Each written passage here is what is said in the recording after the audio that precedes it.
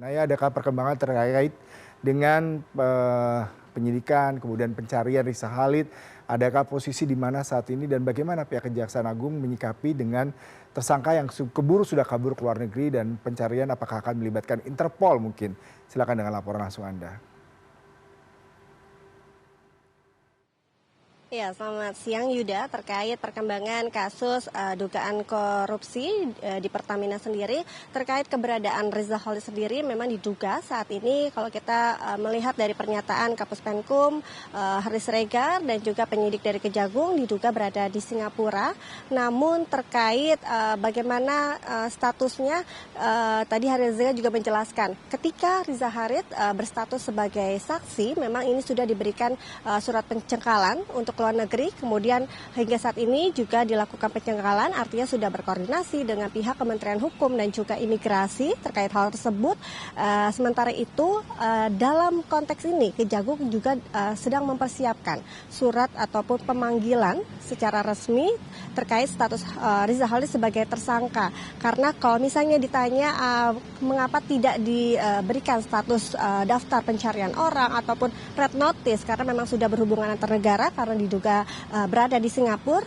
Karena kalau kita melihat dari mekanisme aturan hukum dari Kejagung sendiri, ketika Riza Khalid dinaikkan statusnya sebagai tersangka, ini memang harus melalui tahapan yaitu pemanggilan Riza Khalid sebagai tersangka, di mana memang Kejagung sendiri saat ini masih melakukan atau menyiapkan pemanggilan Riza Khalid sebagai tersangka sekaligus paralel dengan stakeholder lain seperti Imigrasi dan juga Kementerian Hukum untuk bisa mengkoordinasikan keberadaan Riza Khalid. Dan memang untuk terkait pemeriksaan itu akan dilakukan atau disampaikan kepada pihak media dan juga masyarakat itu kapan, memang ini masih dalam proses. Artinya ketika Riza Khalid belum mengindahkan sampai batas waktu 3 kali pemeriksaan yang akan diberikan oleh Kejagung kepada Riza Khalid, nantinya Kejagung akan melakukan proses hukum yang lebih jauh, artinya tadi baru bisa ditetapkan sebagai DPO ataupun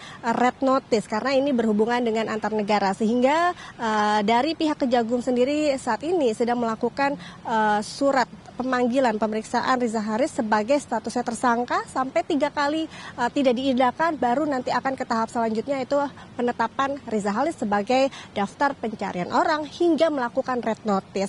Dan saat ini dari Kejagung juga terus memonitoring karena memang diduga saat ini berada di Singapura dan tentunya harus berkoordinasi dengan pihak-pihak terkait seperti dari Kementerian Hukum dan juga Imigrasi. Yuda, jika kita melihat awal kasus ini yang merugikan negara sekitar 193 triliun ini berawal kasus ini terjadi pada periode tahun 2018 sampai 2023. Saat itu penerimaan pemerintah dalam hal itu menentukan kebutuhan minyak mentah ini wajib mengutamakan pasokan minyak bumi dari dalam negeri.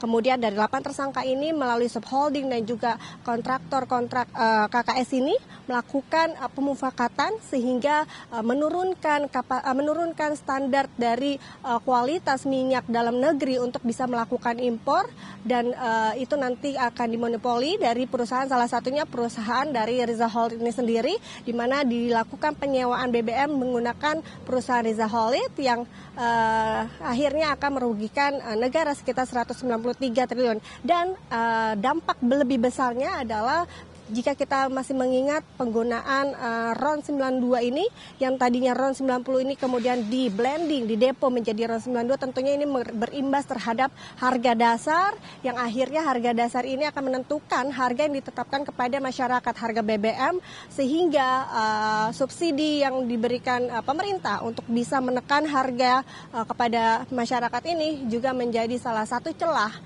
dari 8 tersangka ini untuk melakukan korupsi. Dan kita masih menantikan seperti apa perkembangannya, apakah dalam pekan ini sudah ada surat pemeriksaan dari Kejagung terhadap Riza Khalid, dan jika dalam batas waktu 3 kali surat pemeriksaan tidak diindahkan oleh Riza Khalid, tentunya status dari Riza Khalid ini akan naik atau akan diberikan tahap hukuman yang lebih tinggi lagi, yaitu akan ditetapkan sebagai daftar pencarian orang hingga red notice. Yuda. Baik, Nova Naya Antaka, kita menunggu perkembangan kasus ini mengingat sudah cukup lama dan melibatkan beberapa aktor dan kerugian cukup besar, tidak hanya dari segi keuangan tapi juga dampaknya bagi Indonesia dan rakyat yang terkena dampak dari kenaikan harga BBM. Selamat bertugas kembali.